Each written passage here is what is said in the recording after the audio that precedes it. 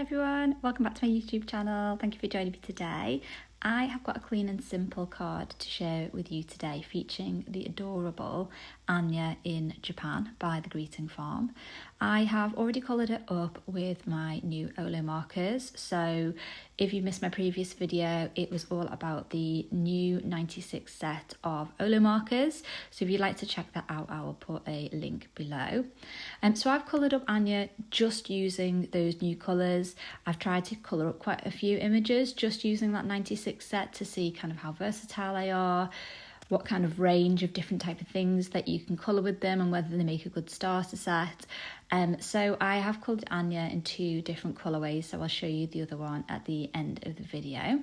So I'm now masking off an area on my card to do some ink blending, and I'm going to do this in Distress Oxides and shades of purple that will complement the colours in Anya's flowers and her dress. And I'm just using the grid lines on my craft mat to make sure that those pieces of masking paper are parallel to each other.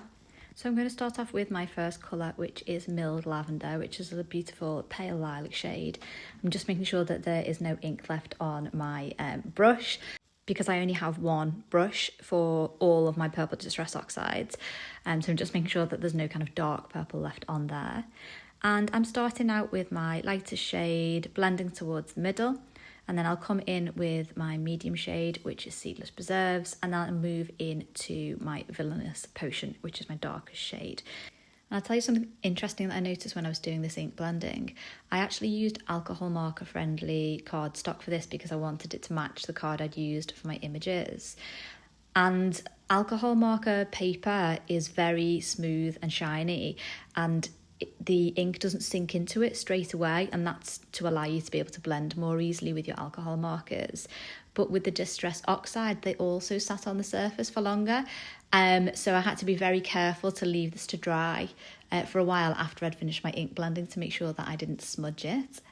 So you'll see I've worked my way back up through the lightest colours again, back to the top of the card, just to help get that seamless transition between the colours. And now is the best bit, the peel and reveal.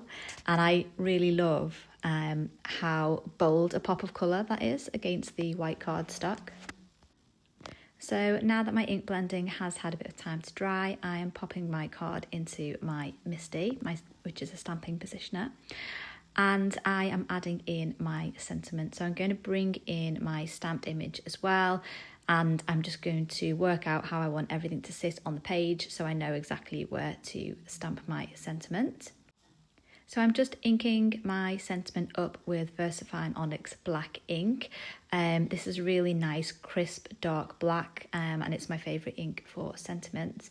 So I've inked my stamp up with that once, and I haven't got the best impression after one stamping, which often happens, that's not unusual. So I'm just going to ink it up again and stamp it down in the same place. And the beauty of having a stamp positioner is that it enables you to do that. Whereas obviously if you're stamping with a stamping block, it's going to be impossible to get the sentiment lined up exactly where you had it the first time. So off camera, I've also stamped another image from the same stamp set, which is this adorable little unicorn birthday cake. And I've pulled out the same OLO markers that I've used to colour in Anya, so that I've got a matching colour palette, and I'm using that to colour up my birthday cake. So I've started with the NG range of greys, neutral greys, and I've added the NG5 underneath the flowers because that's where the deepest shadows would be.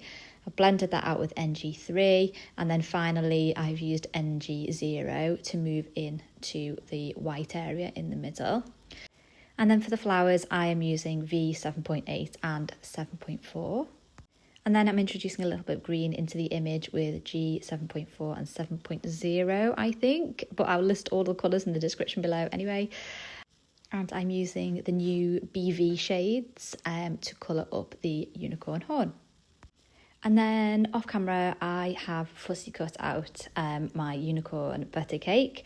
I didn't film that because I think you've seen me fussy cutting things enough for one lifetime.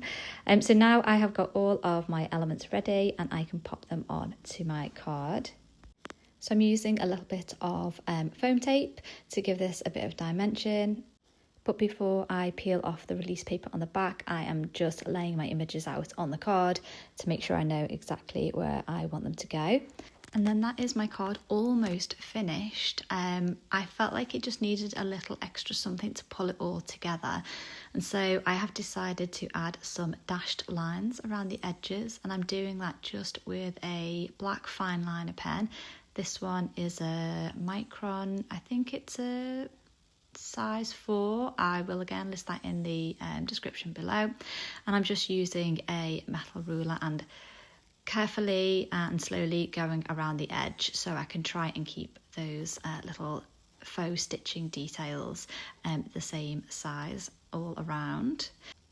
And then for one final touch, I am adding a few gems. I've got this purple colour mix from Lucy's Cards, and I am just placing 5 gems onto my card. Those of you who have been watching my videos for a while know that adding embellishments in uneven numbers is more visually appealing to the eye, so I tend to do mine in groups of 3 or 5.